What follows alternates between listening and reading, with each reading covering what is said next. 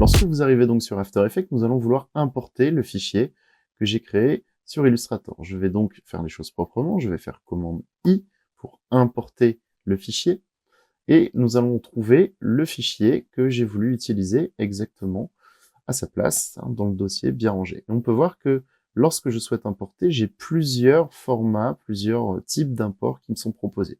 Si je sélectionne métrage, comme ceci, je vais m'apercevoir que l'ordinateur me propose soit de fusionner l'ensemble des calques, autrement dit, on passe complètement à côté de l'objectif, étant donné que j'avais préparé mes calques dans Illustrator, ou simplement de choisir un seul des calques. C'est pas forcément ce qui nous intéresse. J'ai donc annulé.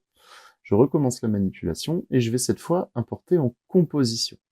Composition, c'est un format qui va me permettre de récupérer mes calques, mais qui va poser un problème majeur, c'est-à-dire que chacun de mes calques va être considéré comme un calque du format complet de mon écran de travail. Donc, si je veux par exemple sélectionner juste l'œil ou les éléments, la bouche du personnage, vous voyez que la bouche que je suis en train de déployer ici sera considérée comme un calque faisant toute la taille de ma composition. Ça ne m'intéresse que très moyennement.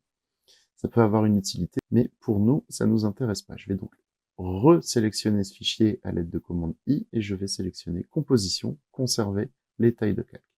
À ce moment-là, on va se rendre compte que je peux ici utiliser une composition qui est déjà toute faite. Attention pour ceux qui débutent, vous avez peut-être déjà créé une composition, c'est inutile. À partir du moment où vous importez une source Photoshop ou Illustrator, une composition sera déjà créée, vous n'aurez donc qu'à double-cliquer dessus et évidemment ranger. Vous pouvez voir que vous avez un dossier qui porte le même nom que votre fichier Illustrator. Si vous l'ouvrez, vous allez vous apercevoir que chacun des calques est considéré comme un élément, d'où la nécessité de bien ranger ces sources sur After Effects. Je vais donc ranger ceci et je vais donc ranger la composition dans le dossier composition. On va donc s'apercevoir que maintenant j'ai la visualisation complète et exacte de ce que j'avais fait sur Illustrator auparavant. C'est exactement la même chose. Petit message d'erreur.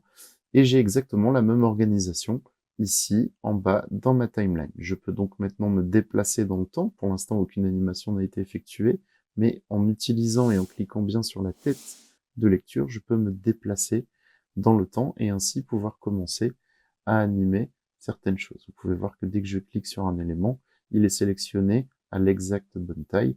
Voilà la bonne et la seule et unique façon d'importer des sources Illustrator ou Photoshop.